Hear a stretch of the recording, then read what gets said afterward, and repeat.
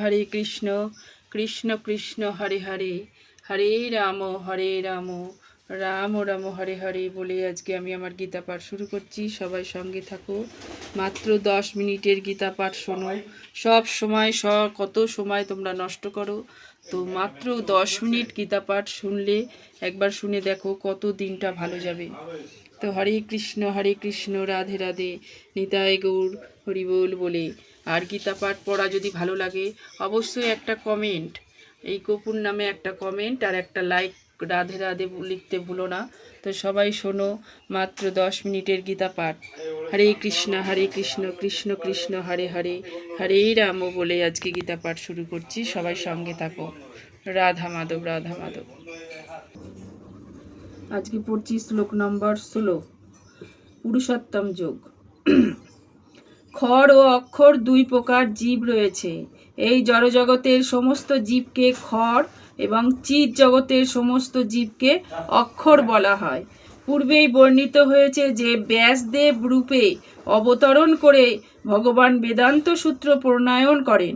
এখানে ভগবান সংক্ষেপে বেদান্ত সূত্রের সারমর্ম বর্ণনা করেছেন।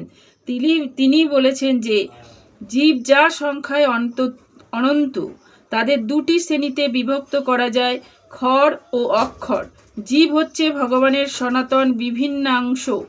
তারা যখন জড়জগতের সংস্পর্শে থাকে তখন তাদের বলা হয় জীবভূত, এবং সংস্কৃত খড় সর্বাণী ভূতানি কথাটির অর্থ হচ্ছে তারা খড়। কিন্তু যারা পরম পুরুষোত্তম ভগবানের সঙ্গে একান্তভাবে যুক্ত তাদের বলা হয় অক্ষর। একান্তভাবে যুক্ত কথাটির অর্থ হয় নয় যে তাদের কোনো ব্যক্তি স্বাতন্ত্র্য নেই, কিন্তু তার অর্থ হচ্ছে যে তারা ভগবানের থেকে বিচ্ছিন্ন নন। সৃষ্টির উদ্দেশ্যকে তারা কেবল সকলেই মেনে নিয়েছেন। অবশ্য চিৎ জগতে সৃষ্টি বলে কিছু নেই, তবে বেদান্ত সূত্রের বর্ণনা অনুসারে পরম পুরুষোত্তম ভগবান হচ্ছেন সমস্ত সৃষ্টির উৎস। তাই সেই ধারণায় এখানে ব্যাখ্যা করা হয়েছে। তো পরম পুরুষোত্তম ভগবান শ্রীকৃষ্ণের বর্ণনা অনুসারে দুই রকম জীব আছে, বেদে তার প্রমাণ আছে। সুতরাং সেই সম্বন্ধে কোনো সন্দেহ নেই। যে সমস্ত জীব এই জগতে মন ও পঞ্চ ইন্দ্রিয় নিয়ে সংগ্রাম করছে তাদের জড়দেহ আছে, যা তাদের বদ্ধ অবস্থায় প্রতিনিয়তই পরিবর্তিত হচ্ছে। জীব যতক্ষণ বদ্ধ থাকে জড়ের সংস্পর্শে আসার ফলে তার দেহের পরিবর্তন হয়। জড়দেহের পরিবর্তন হয়, তাই মনে হয় যেন জীবের পরিবর্তন হচ্ছে, কিন্তু চিৎ জগতে জড় পদার্থ দিয়ে শরীর তৈরি হয় না, তাই সেখানে কোনো পরিবর্তন নেই। জড় জগতে জীবের 6টি পরিবর্তন হয়: জন্ম, বৃদ্ধি, স্থিতি, বংশবৃদ্ধি, ক্ষয় ও বিনাশ। এই জড় শরীরের পরিবর্তন, কিন্তু চিৎ জগতের দেহের কোনো পরিবর্তন হয় না। সেখানে জরা নেই, জন্ম নেই এবং মৃত্যু নেই। সেখানে সব কিছুই একাত্মভাবে অবস্থান করে। খড় সর্বাণী ভূতানি, পিতামহ ব্রহ্মা থেকে শুরু করে একটি ছোট পিঁপড়ে পর্যন্ত যে এই জড়জগতের সংস্পর্শে এসেছে তারা সকলেই দেহ পরিবর্তন করছে, তাই তারা সকলেই খড়। চিৎ জগতে সকলেই একত্বভাবে সর্বদা অক্ষর বা মুক্ত। তাই বলেছে উত্তম পুরুষোত্তন্না পরমাত্মে তুত্ত দাহিত্য, যা লোকোত্তয় মা বিশ্ব বিভ্যুত্ব ব্যয় ঈশ্বর। মানে এই উভয় থেকে ভিন্ন উত্তম পুরুষকে বলা হয় পরমাত্মা, যিনি ঈশ্বর ও অব্যয় এবং ত্রিজগতের মধ্যে প্রবিষ্ট হয়ে পালন করছেন। এই শ্লোকে ধারণার কঠোর উপনিষদের শ্বেতাশতর উপনিষদে খুব সুন্দরভাবে বর্ণিত হয়েছে, সেখানে স্পষ্টভাবে বলা হয়েছে যে বদ্ধ ও মুক্ত অনন্ত কোটির জীবের ঊর্ধ্বে হচ্ছেন পরম পুরুষোত্তম, যিনি হচ্ছেন পরমাত্মা। উপনিষদের শ্লোকটি হচ্ছে নিত্য নিতানাং চেতনা সত্যনা মাম। এই তাৎপর্য হচ্ছে যে বদ্ধ ও মুক্ত উভয় প্রকার জীবী মধ্যেই একজন পরম পরায়ণ পুরুষ রয়েছেন। তিনি হচ্ছেন পরম পুরুষোত্তম ভগবান, যিনি তাদের প্রতিপালন করেন এবং তাদের ভিন্ন ভিন্ন কর্ম অনুসারে আনন্দ উপভোগ করবার সমস্ত সুযোগ সুবিধা দান করেন। সেই পরম পুরুষোত্তম ভগবান সকলের হৃদয়ে পরমাত্মা রূপে অবস্থান করেন।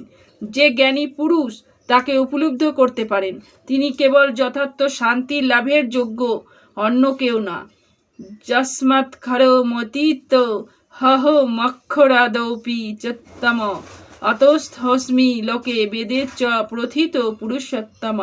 মানে হচ্ছে, যেহেতু আমি খড়ের অতীত এবং অক্ষরের থেকে উত্তম, সেহেতু জগতে বেদে আমি পুরুষোত্তম নামে বিখ্যাত। পরম পুরুষোত্তম ভগবান শ্রীকৃষ্ণকে কেউ অতিক্রম করতে পারে না, বদ্ধ জীবও না, মুক্ত জীবও না। অতএব তিনি হচ্ছেন পরম পুরুষদের মধ্যে সর্বশ্রেষ্ঠ উত্তম পুরুষ। এখানে স্পষ্টভাবে এখানে বোঝা যাচ্ছে যে জীব ও পরম পুরুষোত্তম ভগবান উভয়ের স্বতন্ত্র। পার্থক্যটিতে হচ্ছে যে বদ্ধ অবস্থায় হোক বা মুক্ত অবস্থায় হোক, জীবের পরম পুরুষোত্তম ভগবানের অচিন্ত শক্তিসমূহের কোনো পরিমাণই অতিক্রম করতে পারে না। পরমেশ্বর ভগবান ও জীবকে সর্বপর্যায়ভুক্ত ও সর্বত্রভাবে সমান বলে মনে করা ভুল। তাদের ব্যক্তিত্ব সত্তায় সর্বদাই উদ্বোধন ও অধস্তনের প্রশ্ন থেকে যায়। উত্তম শব্দটি এখানে খুব তাৎপর্যপূর্ণ। পরমেশ্বর ভগবান কেউ অতিক্রম করতে পারে না। কথাটির তাৎপর্য হচ্ছে পৌরুষ আগমে নিরুক্তি অভিধানে প্রতিপন্ন করা হয়েছে।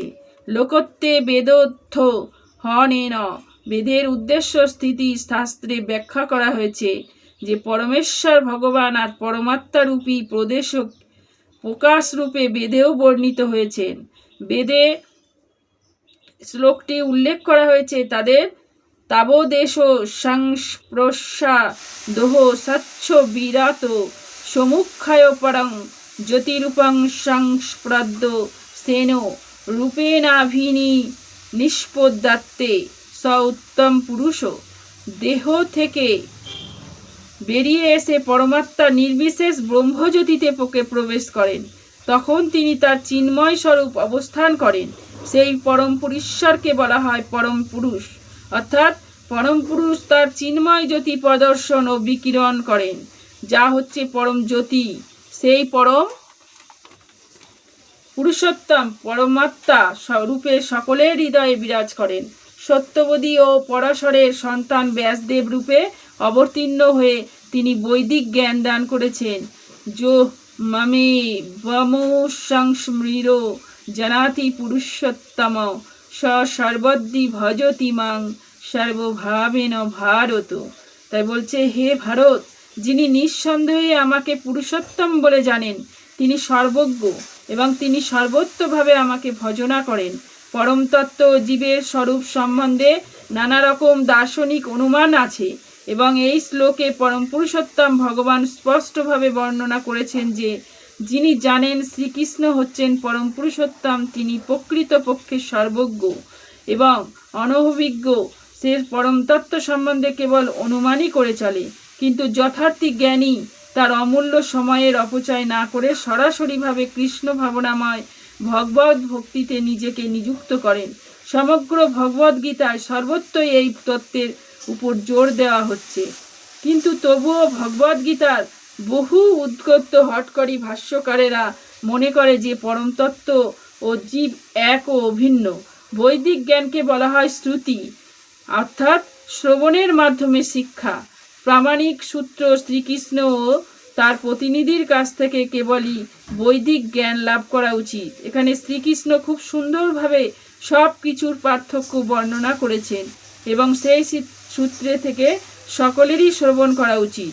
নির্বোধের মতো কেবল শ্রবণ করাই যথেষ্ট নয়, সাধু গুরু বৈষ্ণবের কৃপা লাভ করে উপলব্ধি করতে হবে।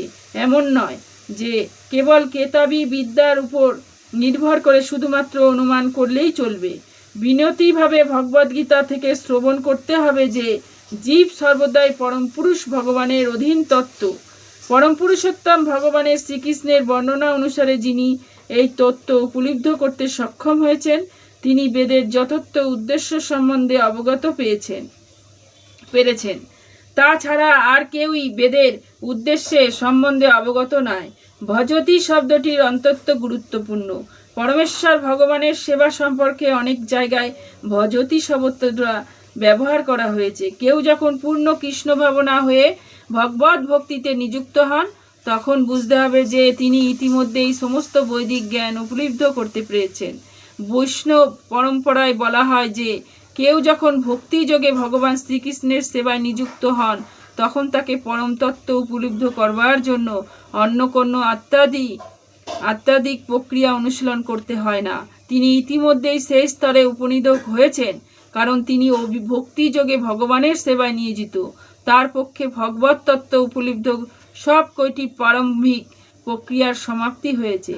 কিন্তু কেউ যদি শত সহস্র জীবন ধরে ভগবত তত্ত্ব সম্বন্ধে কেবল অনুমান করে শ্রীকৃষ্ণকে পরম পুরুষোত্তম ভগবান রূপে উপলব্ধি পর্যায়ে উপনীত না করে এবং তার শ্রীপাদ পদ্মে আত্মসমর্পণ করতে না পারে, তাহলে বহু বর্ষ ধরে তার যে এত সমস্ত অনুমান তা কেবলই সময়ের অপচয় মাত্র। হরে কৃষ্ণ কৃষ্ণ কৃষ্ণ হরে হরে, হরে রাম রাম রাম হরে হরে। ইতি গুহ্যতম শাস্ত্র মিদ ময়া নঘ এতদ্য বিদ্ধ বুদ্ধিমানসাৎ কৃতস্ত ভারত। এই বলে এখানে গীতা পাঠ শেষ করছি। হরে কৃষ্ণ কৃষ্ণ কৃষ্ণ হরে হরে।